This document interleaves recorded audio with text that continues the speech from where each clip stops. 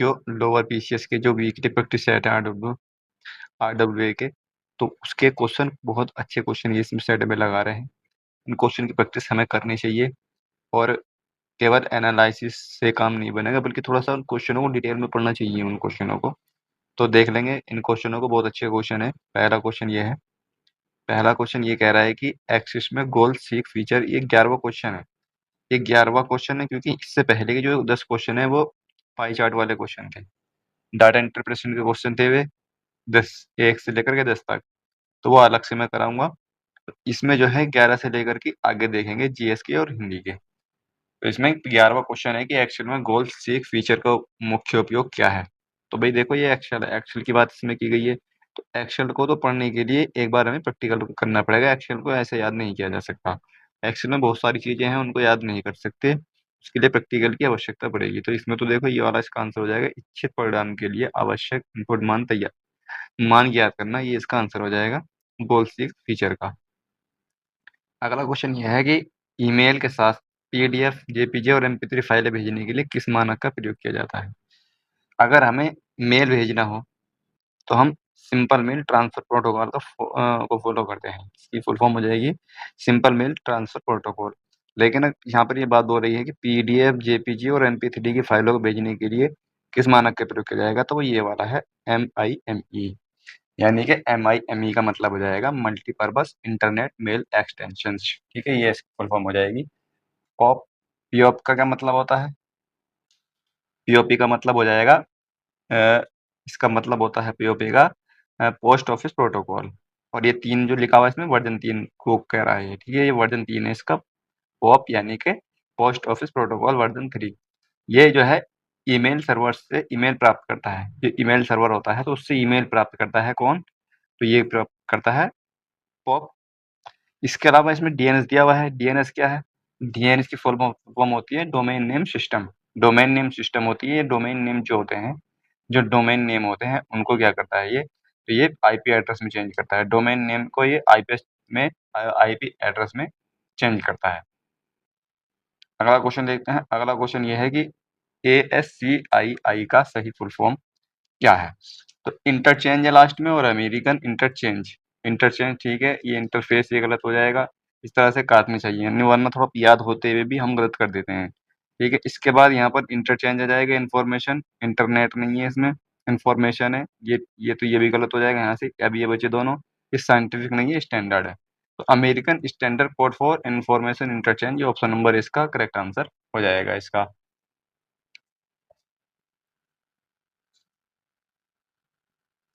इसका काम क्या है? एएससीआईआई का इसका जो काम है, तो जो अंग्रेजी के अक्षर होते हैं और जो संख्याएं होती हैं और संकेत होते हैं, उनको 7 बिट बाइनरी में चेंज करता है ये 7 बिट बाइनरी में चेंज करता है ये एएससीआईआई। अगला क्वेश्चन यहाँ पर ये है कि कृत्रिम बुद्धिमत्ता एआई के प्रारंभिक विकास में प्रतीकात्मक प्रोग्रामिंग के लिए किस भाषा का व्यापक उपयोग किया गया? तो ये भी एक अच्छा क्वेश्चन है यहाँ पर। तो इसमें एआई की बात पूछी है। एआई के लिए किसका प्रयोग किया गया था? तो इसका आंसर हो जाएगा ऑप्शन नंबर सी, इसका करेक्ट आंसर होगा।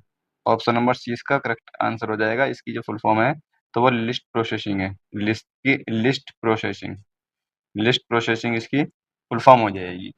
इसके अलावा कोबोल क्या है इसमें? इनका भी पता होना चाहिए। कोबोल कोबोल तो ये कॉमन बिजनेस ओरिएंटेड लैंग्वेज है। ठीक है, कॉमन बिजनेस ओरिएंटेड लैंग्वेज। ये व्यापार और वाणिज्य के लिए प्रयोग होती है कोबोल। फोरट्रान क्या है? फोरट्रान तो फोरट्रान का मतलब फॉर्मूला ट्रांसलेशन। इसकी फुल फॉर्म है फॉर्मूला ट्रांसलेशन। तो इससे ही पता लग रहा है फॉर्मूला ट्रांसलेशन से कैसी भाषा है। और ये जो फॉर्मूला ट्रांसलेशन फोरट्रान भाषा है, ये विश्व की पहली उच्च स्तरीय प्रोग्रामिंग भाषा है। पहली उच्च स्तरीय विश्व की पहली उच्च स्तरीय प्रोग्रामिंग भाषा है ये। प्रोग्रामिंग भाषा है, इसको याद रखना है। ये पूछा जा सकता है कि विश्व की पहली उच्च स्तरीय प्रोग्रामिंग भाषा कौन सी है? तो यही ऑप्शन आ सकते हैं। तो फोरट्रान हो जाएगी। इसके अलावा पास्कल क्या है? पास्कल तो पास्कल जो है तो ये प्रोग्रामिंग सिखाने की भाषा है। ये एक पास्कल जो है, ये कंप्यूटर साइंस के छात्रों को पास्कल जो है प्रोग्रामिंग सिखाती है। तो इन चीज़ों का पता होना चाहिए। अगला क्वेश्चन यहाँ पर ये है कि हैंडआउट मास्टर का उपयोग किस लिए किया जाता है? हैंडआउट मास्टर का उपयोग किस लिए किया जाता है? इसका आंसर हो जाएगा प्रिंट होने वाले हैंडआउट्स का लेआउट नियंत्रित करने के लिए। Option number B, print out होने वाले हैंडआउट्स का लेआउट नियंत्रित करने के लिए। अगला क्वेश्चन यहाँ पर यह है कि एमएस वर्ड में किसी दस्तावेज में किए गए संशोधनों, टिप्पणियों तथा ट्रैक चेंज को प्रदर्शित या छिपाने हेतु शो मार्कअप कमांड किस टैब में उपलब्ध होती है? तो ये रिव्यू में उपलब्ध होती है। ऑप्शन नंबर डी इसका करेक्ट आंसर हो जाएगा, रिव्यू में। तो ये भी एमएस वर्ड, एमएस एक्सेल्स, तो इनके लिए प्रैक्टिस की आवश्यकता है, यानी हमें प्रैक्टिकल करना पड़ेगा। अगला क्वेश्चन यहाँ पर यह है, डीएचसीपी के बारे में बताओ कौन सा सही होगा? तो डीएचसीपी सर्वर यूडीपी पोर्ट 67 पर काम करते हैं। जो सर्वर हैं वो पोर्ट 67 पर काम करते हैं, बिल्कुल ठीक है। और ये क्लाइंट जो है यूडीपी पोर्ट 68 पर काम करते हैं, बिल्कुल ठीक है, इसको याद रखना है। और डीएचसीपी टीसीपी का उपयोग करता है क्योंकि विश्वसनीयता आवश्यक है, तो इसमें ये टीसीपी का उपयोग नहीं करता। डीएचसीपी तेज प्रसारण के लिए यूडीपी का प्रयोग करता है, तो ऑप्शन नंबर ये वाला ठीक होगा, ये यूडीपी का प्रयोग करता है, टीसीपी का प्रयोग नहीं करता। तो इसका जो आंसर हो जाएगा, इसमें सही बताना है कौन सा, तो ए, बी और डी इसका सही है। ए, बी, डी इसका सही है, यानी कि ऑप्शन नंबर इसका option number A, B, D, C ठीक हो जाएगा। ऑप्शन नंबर सी ठीक हो जाएगा इसका। अगला क्वेश्चन यहाँ पर यह है कि एक हमलावर बार-बार अलग-अलग पासवर्ड आज़माकर किसी अकाउंट में प्रवेश करने का प्रयास करता है। यह अटैक क्या कहलाता है? तो यह अटैक क्या कहलाया जाएगा? अगर वो बार-बार अलग-अलग पासवर्ड आज़माकर किसी अकाउंट में प्रवेश करने का प्रयास करता है, तो वो हो जाएगा brute force attack. Option number B इसका करेक्ट आंसर होगा। इसको याद रखना है, इनकी परिभाषाओं को भी याद रखना है। ब्रूट फ़ोर्स अटैक क्या होगा? कोई व्यक्ति या कोई हमलावर जो है वो अलग-अलग पासवर्ड लगाता है बार-बार कि ये वाला लग जाए, ये वाला लग जाए, वो अकाउंट में प्रवेश करने का प्रयास करता है, तो उसको यही कहते हैं brute force attack. Dictionary attack attack क्या है? ये इसमें शब्दों का इस्तेमाल किया जाता है। शब्दों का इस्तेमाल करके डिक्शनरी जैसा नाम दिखाई दे रहा है, शब्दों का इस्तेमाल करके अटैक करते हैं। रिप्ले अटैक में क्या होता है? रिप्ले अटैक में तो इसमें जो डाटा भेजा जा रहा है तो उसको बीच में रोक के चुराया जाता है रिप्ले को। रिप्ले अटैक में क्या होता है? जो डाटा भेजा जा रहा है, डाटा प्रोसेसिंग चल रही है, तो उसमें उसको बीच में ही रोक लिया जाता है। बीच में ही रोक करके उसको अटैक किया जाता है, बीच में रोक करके। और डीडोस अटैक, इसकी फुल फॉर्म भी पूछी जाती है डीडोस अटैक की। डीडोस की इसकी फुल फॉर्म है distributed denial of service attack. Distributed denial of service attack. ये वेबसाइट को जो है इस पे वेबसाइट पर क्या करते हैं, एक फेक ट्रैफिक भेजते हैं, तो फेक ट्रैफिक भेज करके ये हमला होता है इससे डीडोस से। तो इसका जो आंसर हो जाएगा तो वो ये हो जाएगा ब्रूट फोर्स अटैक। अगला क्वेश्चन यहाँ पर ये है कि यदि किसी वेबसाइट का पता एचटीटीपी और ये है से प्रारंभ होता है, तो निम्न में से कौन-सा निष्कर्ष सबसे उचित होगा? तो कौन-सा निष्कर्ष सबसे उचित होगा इसमें? तो इसका आंसर हो जाएगा डेटा का आदान-प्रदान एन्क्रिप्शन के बिना भी हो सकता है। ये इसका आंसर हो जाएगा, option number C. Option number C इसका करेक्ट आंसर हो जाएगा, डेटा का आदान-प्रदान एन्क्रिप्शन के बिना भी हो सकता है। अगला क्वेश्चन यहाँ पर ये है कि यदि किसी आईओटी डिवाइस को, आईओटी मतलब इंटरनेट ऑफ थिंग्स को इंटरनेट से जोड़ना हो तो निम्न में से कौन सा संचार माध्यम सामान्यतः प्रयुक्त नहीं किया जाता? तो कौन सा प्रयुक्त नहीं किया जाता? देखो वाईफाई प्रयोग की जाती है, ठीक है, वाईफाई वाईफाई का प्रयोग किया जाता है, ब्लूटूथ का भी प्रयोग किया जाता है, जिगबी का भी। लेकिन वीजीए का प्रयोग नहीं किया जाता, क्योंकि वीजीए को अगर देखें, इसकी फुल फॉर्म देखें, तो ये इसकी फुल फॉर्म हो जाएगी वीडियो ग्राफिक वीडियो ग्राफिक्स एरी, ठीक है। तो ये वीडियो ग्राफिक्स से संबंधित है, ना कि ये किसी संचार डिवाइस का माध्यम है, ठीक है। तो इसका जो आंसर होगा ये वाला ठीक हो जाएगा, ऑप्शन नंबर डी। अगला क्वेश्चन यहाँ पर यह है, एटीएम नेटवर्क, एयरलाइन आरक्षण तथा बड़े बैंकिंग सिस्टम में सामान्यतः किस प्रकार के कंप्यूटर का प्रयोग किया जाता है? एटीएम और एयरलाइन में होता है मेन फ्रेम कंप्यूटर का। तो ऑप्शन नंबर सी इसका करेक्ट आंसर होगा, main frame computer. Micro computer कौन से होते हैं? माइक्रो, जैसे पीसी हो गया, लैपटॉप हो गया, लैपटॉप, पीसी, ये कैसे हैं? ये माइक्रो कंप्यूटर है। Smartphone, tablet, PC. और मिनी कंप्यूटर जो होते हैं, ये स्मॉल बिज़नेस में प्रयोग किए जाते हैं, मिनी कंप्यूटर, ठीक है। और एनालॉग कंप्यूटर के बारे में पूछा जाता है, स्पीडोमीटर कैसा कंप्यूटर है? और थर्मामीटर इसको दे दिया जाता है, थर्मामीटर कैसा कंप्यूटर? तो ये एनालॉग कंप्यूटर होते हैं। अगला क्वेश्चन यहाँ पर ये है, यदि किसी कर्मचारी ने डेटा को कोमा द्वारा अलग-अलग मानों के रूप में एक्सपोर्ट किया है, तो सबसे अधिक संभावना है कि फाइल किस रूप में होगी? तो फाइल किस रूप में होगी? सीएसवी। सीएसपी रूप में होगी। इसकी फुल फॉर्म होती है coma separated value, coma separated value, ये इसकी फुल फॉर्म हो जाएगी। इसी से पता लग जाएगा ये क्या कहना चाह रहा है। पीडीएफ एक्सएल एस एक्स ये डोमेन नेम है एक्सेल का, और पीपीटी ये पावर पॉइंट का है। अगला क्वेश्चन यहाँ पर ये है कि हैंड ऑफ में डाटा नोड के बीच डेटा की प्रतिलिपि किट बनाते समय निर्णय मुख्यतः कौन लेता है? तो कौन लेता है? नेम नोड लेता है। ऑप्शन नंबर बी इसका करेक्ट आंसर होगा। अगला क्वेश्चन यहाँ पर यह है, ब्राउजर में इनकॉग्निटो इन प्राइवेट विंडो खोलने के लिए सामान्यतः कौन सी शॉर्टकट का प्रयोग किया जाता है? तो शॉर्टकट की के लिए हमें क्या करना होगा? कम से कम 20 प्लस शॉर्ट की हमें याद करनी पड़ेंगी, 20 प्लस। तो कंट्रोल शिफ्ट प्लस एन का प्रयोग होता है इसमें, एन का। ऑप्शन नंबर ए इसका करेक्ट आंसर होगा। अगला क्वेश्चन यहाँ पर यह है, बाकी इनका इस्तेमाल तो शायद कहीं होता नहीं है, देख लेंगे एक बार। वाईफाई तकनीक के संबंध में निम्नलिखित में से कौन सा कथन सही नहीं है? वाईफाई तकनीक की बात की जा रही है। वाईफाई का संचालन मुख्यतः IEEE 802.3 मानक पर आधारित होता है। तो ये जो मानक है तो ये ईथरनेट का है, ना कि वाईफाई संचालन का। ये ईथरनेट का है, ईथरनेट का। तो यही वाला इसमें गलत हो जाएगा। ऑप्शन नंबर ए, ये जो मानक है ईथरनेट का है, ना कि वाईफाई का। वाईफाई नेटवर्क में एक ही एक्सेस पॉइंट के माध्यम से अनेक उपकरणों को नेटवर्क बिल्कुल ठीक है यहाँ पर ये। वाईफाई तकनीक 2.4, इस डेटा को याद रखेंगे। जो वाईफाई टेक्निक होती है तो वो 2.4 गीगाहर्ट्ज और 5 गीगाहर्ट्ज जैसे रेडियो आवृत्ति बैंड का उपयोग कर वायरलेस संचार स्थापित करती है। बिल्कुल ठीक बात है, इन दोनों को याद रखना है। 2.4 GHz और 5 गीगाहर्ट्ज, इसको याद रखना है दोनों को। वाईफाई सक्षम उपकरण SSID की सहायता से उपलब्ध वायरलेस नेटवर्कों की पहचान कर उनसे जुड़ सकते हैं। तो ये भी ठीक है, ये तीनों ठीक हो जाएंगे। इसमें जो है यही वाला एक गलत हो जाएगा। ऑप्शन नंबर ए इसका यही गलत हो जाएगा। अगला क्वेश्चन देखते हैं। अगला क्वेश्चन ये है कि एक अंतर्राष्ट्रीय आंदोलन जिसका उद्देश्य पर्यावरण की समस्या से संबद्ध होकर विश्व को बचाना है, कौन सा है? तो यहाँ पर ये क्वेश्चन थे कंप्यूटर के, ये खत्म हो चुके हैं। अभी ये पर्यावरण के क्वेश्चन चल गए हैं। कंप्यूटर भी 15 नंबर का आएगा और इस पर्यावरण से भी कम से कम 10 क्वेश्चन आएंगे। तो 25 नंबर के तो यही दो हो जाएंगे, 25 नंबर के हो जाएंगे दोनों ये। तो यहाँ पर एक अंतर्राष्ट्रीय आंदोलन जिसका उद्देश्य पर्यावरण की समस्या से संबंध होकर विश्व को बचाना है, तो कौन सा है? तो वो ग्रीन पीस है। ऑप्शन नंबर बी इसका करेक्ट आंसर होगा, ग्रीन पीस। 1971 में स्थापित है ग्रीन पीस। कब? 1971 में स्थापित किया गया था ग्रीन पीस। 5 जून याद रखेंगे, पर्यावरण से संबंधित है। तो 5 जून 1972 स्टॉकहोम सम्मेलन हुआ था। स्टॉकहोम सम्मेलन हुआ था। तो इसमें जो है UNEP की स्थापना की गई थी। UNEP की यूनाइटेड नेशन एनवायरनमेंट प्रोग्राम की स्थापना की गई थी इसमें। और इसका जो मुख्यालय है UNEP का, तो वो नैरोबी में है। नैरोबी में, केन्या की राजधानी है नैरोबी, तो वहाँ पर इसका मुख्यालय है। 5 जून को, यहीं से ही 5 जून को जो है पर्यावरण दिवस मनाया जाता है।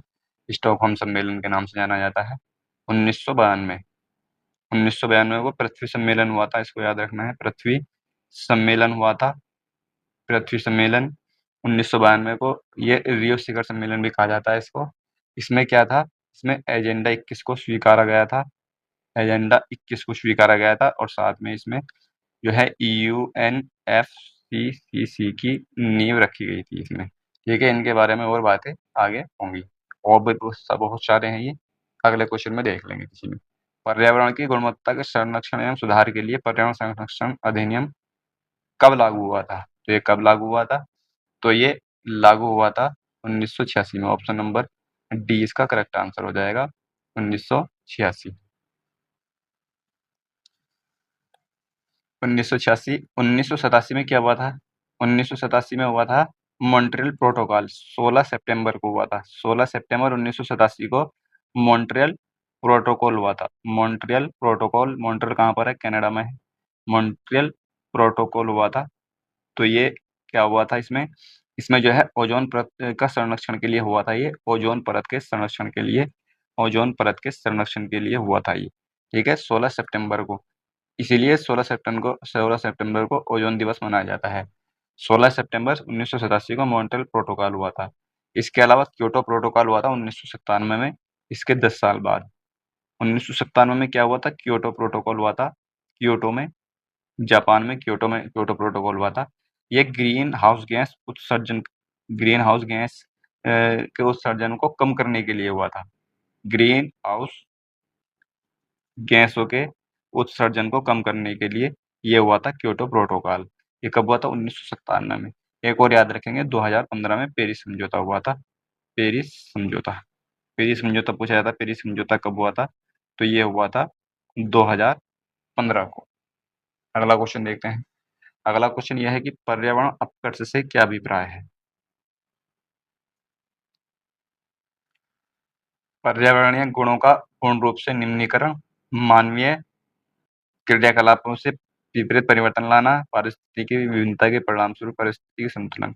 तो ऑप्शन नंबर डी इसका करेक्ट आंसर हो जाएगा। ऑप्शन नंबर डी सभी ठीक है ये इनका अभिप्राय है पर्यावरण का। किश्तवाड़।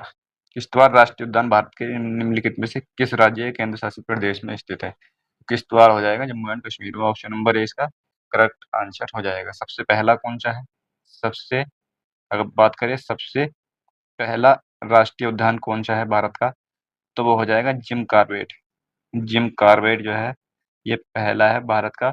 जिम कॉर्बेट कहाँ पर है? यूके उत्तराखंड में है, 1936 में स्थापित है। और सबसे छोटे की बात करें, सबसे छोटा कौन सा है? तो सबसे छोटा है साउथ बेटन साउथ बेटन द्वीप, अंडमान निकोबार द्वीप में है ये। निकोबार अंडमान निकोबार में है, ये सबसे छोटा है। ठीक है, अगला क्वेश्चन देखते हैं। अगला क्वेश्चन यह है कि भारत का प्रथम national centre for marine biodiversity किस शहर में स्थित है? तो ये जामनगर में हो जाएगा। ऑप्शन नंबर बी जामनगर में। अगला क्वेश्चन यहाँ पर यह है कि किस प्रकार के प्रदूषण से बचाव के लिए ग्रीन मफलर का उपयोग किया जाता है? ग्रीन मफलर का उपयोग, तो ये नॉइज। ऑप्शन नंबर डी इसका करेक्ट आंसर हो जाएगा। तो नॉइज ध्वनि ध्वनि प्रदूषण से बचने के लिए ग्रीन मफलर का प्रयोग किया जाता है। अगला क्वेश्चन यहाँ पर कि विश्व ओजोन दिवस 16 सितंबर को, 16 सितंबर 1987 को क्या हुआ था? मॉन्ट्रियल प्रोटोकॉल हुआ था। 16 सितंबर 1987 को मॉन्ट्रियल प्रोटोकॉल हुआ था। ओजोन ओजोन परत के संरक्षण के लिए हुआ था ये मॉन्ट्रियल प्रोटोकॉल। तो इसीलिए 16 सितंबर को मनाया जाता है। अगला क्वेश्चन यहाँ पर यह है कि निम्नलिखित शहरों में से किस शहर में सुनामी वार्निंग सेंटर अवस्थित है? सुनामी वार्निंग सेंटर हैदराबाद में है। ऑप्शन नंबर ए। ऑप्शन नंबर ए इसका करेक्ट आंसर होगा। अगर बात करें राष्ट्रीय आपदा प्रबंधन की, राष्ट्रीय इसमें इसी तरह के कुछ इंपॉर्टेंट है। राष्ट्रीय प्रबंधन आपदा प्रबंधन संस्थान, ये इसका मुख्यालय कहाँ पर है? तो ये नई दिल्ली में है। नई दिल्ली में याद रखेंगे। नई दिल्ली में क्या है? राष्ट्रीय आपदा प्रबंधन। और भारत या भारतीय मौसम विज्ञान विभाग, तो ये कहाँ पर है? ये भी नई दिल्ली में है। इनको याद रखेंगे, नई दिल्ली में इंपॉर्टेंट पूछे जाते हैं, अधिक पूछे जाते हैं। और एक पूछा जाता है भारतीय भारतीय उष्णकटिबंधीय उष्णकटिबंधीय मौसम विज्ञान संस्थान, तो ये कहाँ पर है? पुणे में है। पुणे में याद रखेंगे इसको। ठीक है, पुणे में। अगला क्वेश्चन यहाँ पर यह है कि एनडीएमए राष्ट्रीय आपदा प्रबंधन प्राधिकरण किस प्रकार का निकाय है? तो ये किस प्रकार का निकाय है? वैधानिक निकाय है, स्टेचुरी बॉडी है। ऑप्शन नंबर डी इसका करेक्ट आंसर हो जाएगा। इसकी स्थापना 2005 को हुई थी, एनडीएमए की 2005 को। जो अध्यक्ष होते हैं प्रेसिडेंट, यानी कि इसके जो अध्यक्ष होते हैं, तो वो कौन होते हैं? अध्यक्ष अध्यक्ष होते हैं इसके पीएम, भारत के प्रधानमंत्री हमेशा इसके अध्यक्ष होते हैं। और जो राज्यों के यानी कि एसडीएमए है स्टेट का, तो उनके जो होते हैं वो सीएम होते हैं, मुख्यमंत्री। अगला क्वेश्चन यहाँ पर यह है, आपदा प्रबंधन अधिनियम 2005 के तहत आपदा शब्द में किसे शामिल किया गया है? तो किसे शामिल किया गया है? तो ये शामिल किया गया है प्राकृतिक कारण उत्पन्न होने वाली आपदा या मानव निर्मित और दुर्घटना लापरवाही से। तो उपरोक्त सभी हो जाएगा। तो दुर्घटना या लापरवाही से ठीक है, और सभी इसका करेक्ट आंसर हो जाएगा ऑप्शन नंबर डी। अगला क्वेश्चन यहाँ पर यह है, ये हिंदी के क्वेश्चन आ चुके हैं। सूरज पढ़ा लिखा और अधिकारी बना। सूरज पढ़ा लिखा और अधिकारी बना का सरल वाक्य क्या होगा? सूरज पढ़ लिख कर अधिकारी बना। ऑप्शन नंबर सी इसका करेक्ट आंसर होगा, पढ़ लिख कर अधिकारी बना। ये हिंदी क्वेश्चन को जल्दी जल्दी देख लेते हैं। जिस समास में पूर्ण पद गौण और उत्तर पद प्रधान हो तो वह किस प्रकार का होता है? तो तत्पुरुष होता है वो, तत्पुरुष होता है। ऑप्शन नंबर ए इसका करेक्ट आंसर हो जाएगा। द्वंद्व समास में क्या होता है? इसमें दोनों ही पद प्रधान होते हैं। इसमें दोनों ही पद प्रधान होते हैं द्वंद्व में, जैसे माता पिता हो गया, माता और पिता हो गया, इस तरह से जो आते हैं ये। और बहुब्रीहि समास में क्या होता है? ये तीसरे पद की ओर संकेत करता है बहुब्रीहि में। दीर्घों में इसमें एक पहला पद जो होता है वो संख्यात्मक होता है दीर्घों में। तो इनको भी देख लेंगे। अगला क्वेश्चन यहाँ पर यह है, निम्नलिखित में से कौन सा शब्द दोनों वचनों में समान रहता है? तो दोनों वचनों में समान रहेगा, यानी कि एक वचन और बहुवचन। एक वचन विषय में बहुवचन भी, तो शर्त हो जाएगा ऑप्शन नंबर बी। अगला क्वेश्चन यहाँ पर यह है इसका कि भाइयों और बहनों, नोट के लिए किसी को वोट मत दो। इस वाक्य में कौन सा कारक है? तो संबोधन कारक है। किसी को संबोधन करके कह रहा है भाइयों और बहनों, तो ये जो निशान होता है ना, ये संबोधन का ही होता है। तो ऑप्शन नंबर डी इसका करेक्ट आंसर होगा, संबोधन। अगला क्वेश्चन यहाँ पर यह है, मूर्धन्य अल्पप्राण अघोष वर्ण का उदाहरण कौन सा है? च, ट, द और ध। इसमें मूर्धन्य की बात की गई है, के, टी, एम, तो 30 नंबर पर आएगा, यानी कि क वर्ग, च वर्ग और ट वर्ग। यहाँ पर ट वर्ग आएगा तो ट हो जाएगा। ऑप्शन नंबर बी इसका करेक्ट आंसर हो जाएगा, ऑप्शन नंबर बी।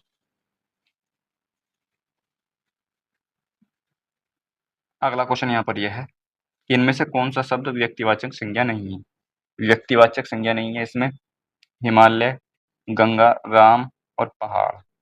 तो हिमालय, गंगा, राम और पहाड़, तो इसमें कौन सा हो जाएगा? व्यक्तिवाचक संज्ञा कौन कौन सी है? हिमालय भी व्यक्तिवाचक संज्ञा है, गंगा भी और राम भी, लेकिन पहाड़ नहीं है।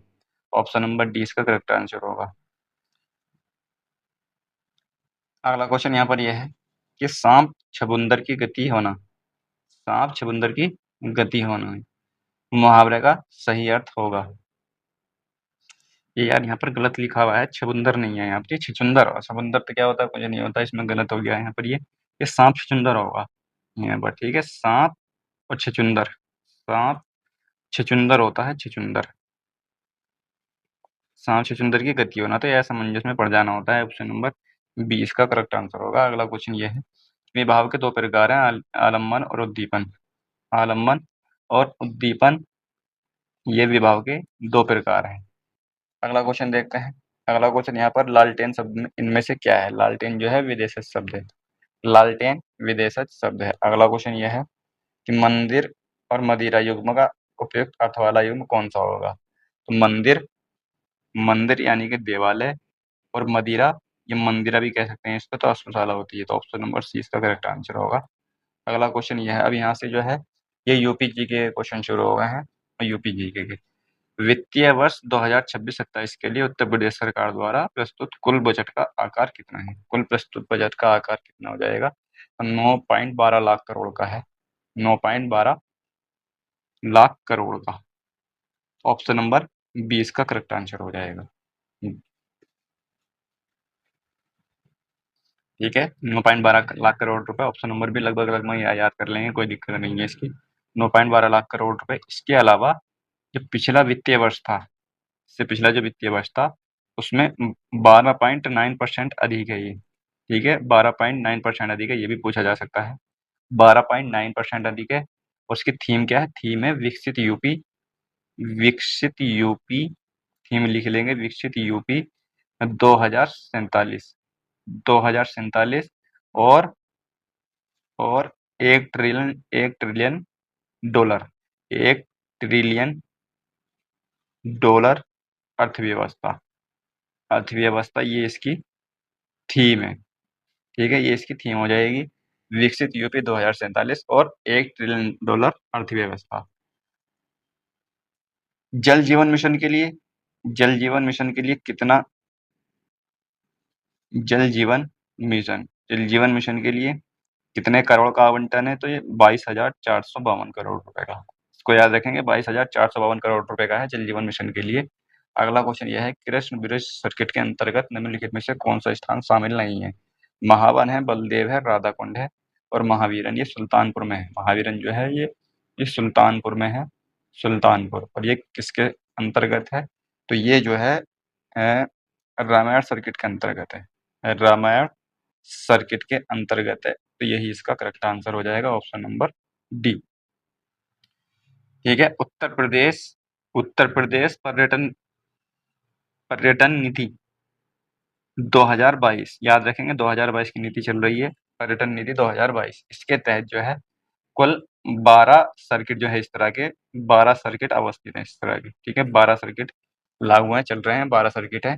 जैसे कृष्ण ब्रज सर्किट हो गया, बुद्धिस्ट सर्किट हो गया, रामायण सर्किट हो गया, इस तरह के कुल मिला करके 12 सर्किट है। तो इन संख्या याद रखनी है, 12 सर्किट। अगला क्वेश्चन यह है कि निम्नलिखित में से किस स्थान पर उर्वरक कारखाना स्थित नहीं है? तो किस स्थान पर नहीं है? तो भाई इसमें फूलपुर में भी है, आंवला में भी है, और इसमें गोरखपुर में भी है। गोरखपुर में भी है, कहाँ पर नहीं है? तो ये यहाँ पर नहीं है, चुनार में। ऑप्शन नंबर डी इसका करेक्ट आंसर हो जाएगा, चुनार मिर्जापुर में नहीं है। अगला क्वेश्चन यहाँ पर यह है, ग्राहक संतुष्टि सर्वेक्षण में यूपी के किस हवाई अड्डे को राज्य में पहला और देश में 7वां स्थान मिला है? यानी कि राज्य में तो पहला मिला है, उत्तर प्रदेश में पहला, और पूरे देश में 7वां स्थान मिला है ग्राहक संतुष्टि सर्वेक्षण में। इसका आंसर हो जाएगा बरेली हवाई अड्डा, ऑप्शन नंबर डी। ये इंपॉर्टेंट क्वेश्चन है, ऑप्शन नंबर डी से करेक्ट आंसर हो जाएगा। उत्तर प्रदेश में जो है 6 अंतर्राष्ट्रीय हवाई अड्डे हैं, 6 अंतर्राष्ट्रीय हवाई अड्डे हैं। एक तो यही है कुशीनगर हवाई अड्डा, एक जेवर हवाई अड्डा हो जाएगा, एक चौधरी चरण सिंह हवाई अड्डा हो जाएगा। ये कहाँ पर है? लखनऊ में है। ये कहाँ पर है? लखनऊ में हो जाएगा। बरेली हवाई अड्डा जो है ये अंतर्राष्ट्रीय हवाई अड्डा नहीं है। एक हो जाएगा महर्षि वाल्मीकि अंतर्राष्ट्रीय हवाई अड्डा, ये कहाँ पर है? तो ये अयोध्या में है, अयोध्या में है ये। अयोध्या गलत लिख दिया है मैंने, अयोध्या। ठीक है, अयोध्या इस तरह से लिखा जाएगा, ये अयोध्या में है। इसके अलावा नोएडा का हो गया, ये हो गया, और 5 अंतर्राष्ट्रीय हवाई अड्डे हैं, सॉरी 6 नहीं है, 5 है, मैंने 6 गलत बताए हैं, ये 5 है। 5 अंतर्राष्ट्रीय हवाई अड्डे हैं, 5, ये याद रखना है, 5, ये गलती से ये निकल गया है। तो कितने हो गए ये? 4 और एक हो जाएगा 5, 3 4, एक और रह गया है, कोई सा? कौन सा है? 1 2 3 4, एक है, हाँ, लाल बहादुर शास्त्री। एक लाल बहादुर शास्त्री है, लाल बहादुर शास्त्री अंतर्राष्ट्रीय हवाई अड्डा। ये कहाँ पर है? ये वाराणसी में है, ये वाराणसी में है, इसको याद रखना है। अगला क्वेश्चन यहाँ पर यह है कि वाजिद अली शाह के समय अस्तित्व में आया लखनऊ घराना निम्नलिखित में से किसके द्वारा विकसित किया गया था? तो किसके द्वारा विकसित किया गया था? तो ये पंडित Thakur Prasad, option number C इसका करेक्ट आंसर होगा। पंडित ठाकुर प्रसाद के द्वारा विकसित किया गया था। और वाजिद अली शाह जो है, ये वाजिद अली शाह, तो ये अवध के अंतिम नवाब थे, याद रखना, अवध के अंतिम नवाब थे। अंतिम अवध को जो है 1856 में लॉर्ड डलहौजी ने हड़प लिया था, कुशासन का आरोप लगा करके। ठीक है, तो ये कुछ इंपॉर्टेंट क्वेश्चन थे। अभी 50 क्वेश्चन जो है अगली वीडियो में थोड़ा सा और डिटेल के साथ बताऊंगा। इसमें मैं थोड़ी सी डिटेल कम रखी है इस वाली वीडियो में। अगली वीडियो में जो है थोड़ी सी अच्छी डिटेल के साथ इंपॉर्टेंट डिटेल रखेंगे। कूड़ा कबाड़ा कचरा उसमें कुछ नहीं भरना है, फालतू की चीज़ें उसमें नहीं करनी है, केवल इंपॉर्टेंट डिटेल के साथ हम अगले 50 क्वेश्चनों को पढ़ेंगे और अच्छी डिटेल के साथ पढ़ेंगे।